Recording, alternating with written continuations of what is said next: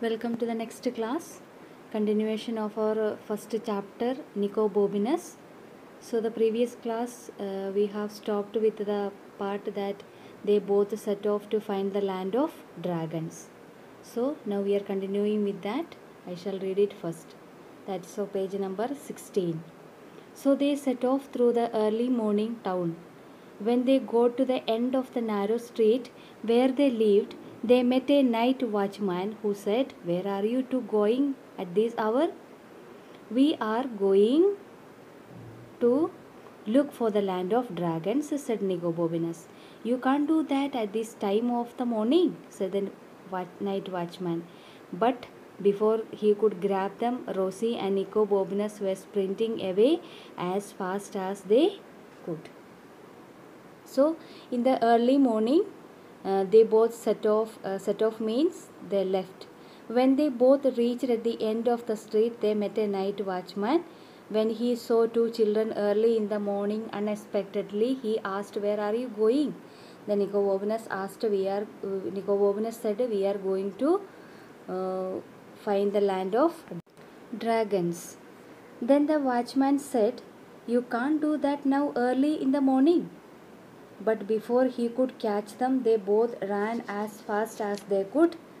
Here, grab means to catch or hold something suddenly. The meaning of the grab.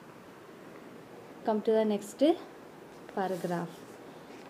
And they did not stop running until they had crossed 3 bridges and tripped over a dog that was lying asleep under a garden wall.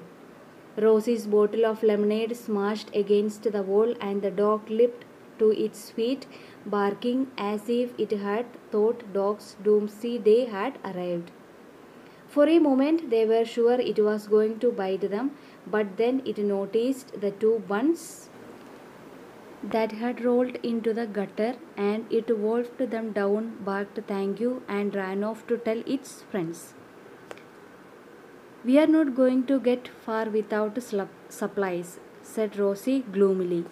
"I wonder if I could pick a few of these," said Nicobobinus, gazing up at an apple tree on the other side of the garden wall.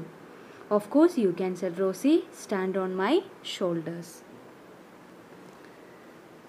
So after escaping from the night watchman, they both were running and stopped when they crossed 3 bridges. And after that, what happened? They slipped over a dog that was lying asleep under a garden wall. When she slipped, what happened? Her bottle of lemonade and buns smashed against the wall. Then the dog moved quickly, barking, thinking that something is going to happen. Then they both were sure that the dog is going to bite us. Then the dog noticed 2 buns that was in the water channel, and the dog ate it so fast and said thank you as barking, and ran off to tell his friends. After they had lost the buns, they felt sad, now nothing to eat. Then Nicobobinus saw an apple tree on the other side of the wall. Where is the apple tree? The other side of the garden wall. He said, "Let me pick some of these." Then she said, "Yeah, you can. You will reach. If you don't reach, you just stand on my shoulders." Come to the next paragraph. So Nicobobinus stood on Rosie's shoulders and climbed onto the wall. But the tree was further away than he thought. As he reached out, he lost his balance and fell with a crash down into the most magnificent garden he had ever been in. Nicobobinus looked back up at the high wall, but there was no way he could climb back. "What am I going to do?" he yelled. "You will think of something," Rosie yelled back, crossing her fingers very hard. "Oi," said a voice behind Nicobobinus. Nicobobinus did not stop to look who it was. He ran straight into the tree. "Got you," said the voice, and Nicobobinus felt 5 thick fingers on his neck. "Wow," said Nicobobinus. "I have been waiting for you," said the voice, and Nicobobinus felt 5 more thick fingers around his wrist. But Nicobobinus, instead of trying to run away, doubled himself up and went backwards as fast as he could. So the man's legs were knocked from the under him and he landed in a pile of leaves. "Are you all right?" called Rosie. But she did not hear any reply except for the men who growled, "Just you wait, both of you." "Oh dear," said Rosie, "sounds like trouble." And she was right. So come to the explanation. He stood on the shoulders and tried to reach, but he could not reach and lost his balance and fell down into a beautiful garden that he had ever seen before. Nicobovinus tried to climb back, but he could not, and he said, "What can I do now?" Then she said loudly, "You can do something." Then Nicobovinus heard a voice from behind. He did not even look back to see who called, and he ran straight to the tree. But again the voice said, "Got you now." Then what happened? He felt 5 thick fingers on his neck. "Oh," said Nicobovinus. Then the voice said again, "I have been waiting for you."